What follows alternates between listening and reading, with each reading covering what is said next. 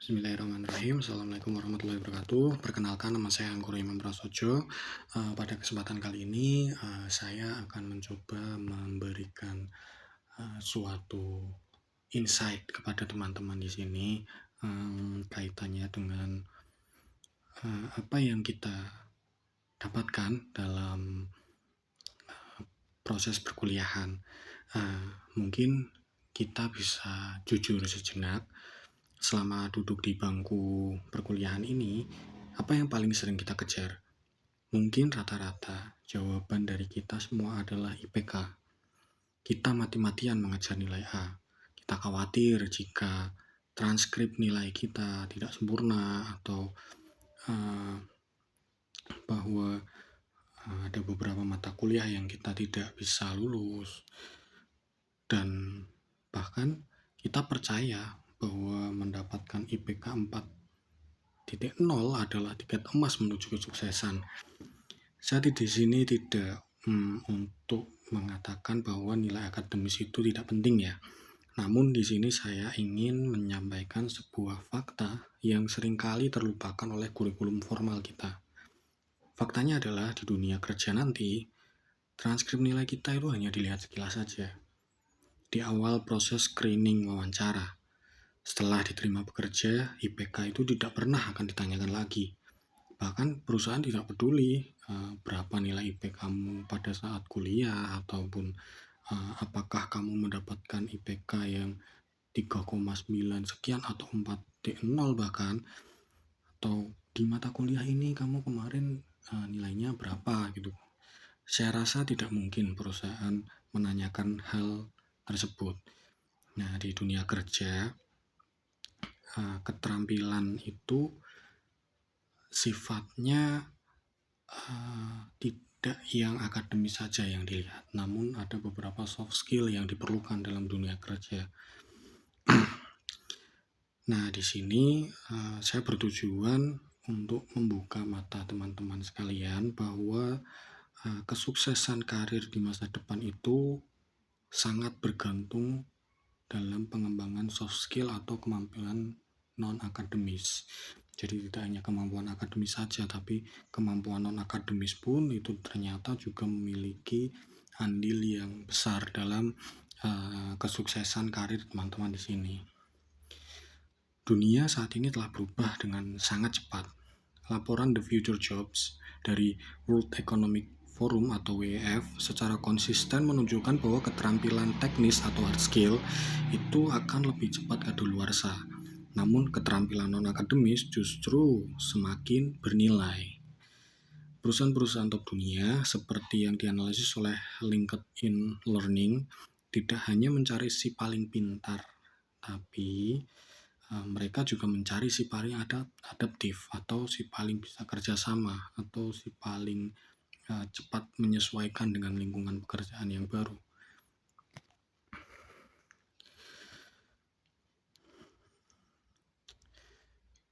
Setelah pidato ini, saya ingin Anda semua dapat mengidentifikasi setidaknya keterampilan utama yang harus segera dilatih, minimal 3 lah untuk bisa survive dalam menghadapi tantangan di dunia kerja. Keterampilan pertama adalah kecerdasan emosional atau emotional intelligence. Harvard Business Review atau HBR telah mendedikasikan banyak sekali riset mengenai topik ini dan menyimpulkan bahwa emotional intelligence atau EQ tadi itu adalah prediktor kesuksesan kepemimpinan yang jauh lebih kuat daripada IQ atau intelligence quantity atau keterampilan intelijen ya. Di kelas mungkin kita bisa sukses sendirian, tapi di dunia kerja perlu adanya kerjasama dengan tim. Nah, EQ ini kemampuan untuk mengenali dan mengelola emosi diri sendiri. Bagaimana dalam tim Anda bisa mengelola stres mungkin saat dikejar deadline ya, ataupun kemampuan memahami emosional orang lain, karena kita dalam sebuah tim itu bekerja dengan tidak hanya satu orang saja. Misal dalam satu tim ada 10 orang, Nah itu nanti kemampuan EQ tadi itu sangat dibutuhkan dalam pemecahan masalah ketika ada konflik-konflik dalam sebuah tim. Nah, keterampilan kedua adalah pemecahan masalah kompleks atau complex problem solving.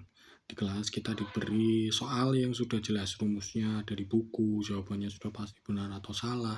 Nah, dalam dunia kerja, masalah itu datang, bahkan kita sendiri terkadang melihat hal tersebut itu bukan sebagai sebuah masalah yang berarti, tapi sebaliknya sebetulnya itu merupakan suatu masalah yang harus diselesaikan gitu. Selanjutnya, keterampilan ketiga adalah komunikasi. Nah, kita semua merasa nih, mungkin kita bisa berkomunikasi dengan baik. Tapi, apakah kita bisa menginterpretasikan atau mempresentasikan lebih tepatnya ya, mempresentasikan ide yang abstrak atau rumit menjadi sebuah ide yang mudah dipahami oleh tim kita. Bisa jadi sebaliknya, apakah kita bisa menginterpretasikan ide yang dikeluarkan oleh teman kita sehingga kita sendiri mampu memahami, oh ternyata idenya tujuannya seperti ini, cara menyelesaikannya seperti ini. Nah, ketiga skill tadi, baik dari yang pertama tadi adalah kecerdasan emosional, bagaimana kita bisa mengelola emosi kita dengan baik. Terus yang kedua ada pemecahan masalah yang kompleks, karena dalam dunia kerja masalah itu kadang datang kita tidak bisa mengidentifikasi bahwa tersebut merupakan sebuah masalah yang ternyata harus diselesaikan. Dan yang ketiga adalah komunikasi. Nah, ketiga ini sangat penting karena komunikasi merupakan kunci dari kesuksesan sebuah tim. Menurut saya begitu. Jadi mulai sekarang carilah peluang secara proaktif, ambil magang, dan dari sana kita akan belajar untuk menghadapi emosional intelligence ya, menghadapi tekanan dalam dunia kerja itu seperti apa. Terus ikutlah organisasi untuk mengelola konflik dengan orang lain, terus untuk berkomunikasi di depan umum.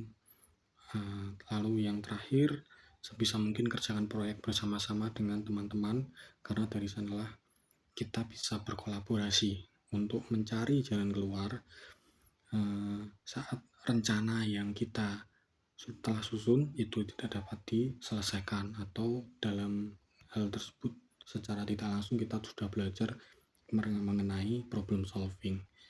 Nah, jangan menunggu lulus untuk melatih ini. Transkrip nilai Anda itu tidak menunjukkan apa yang Anda ketahui, tapi soft skill lah yang menunjukkan apa yang bisa Anda lakukan.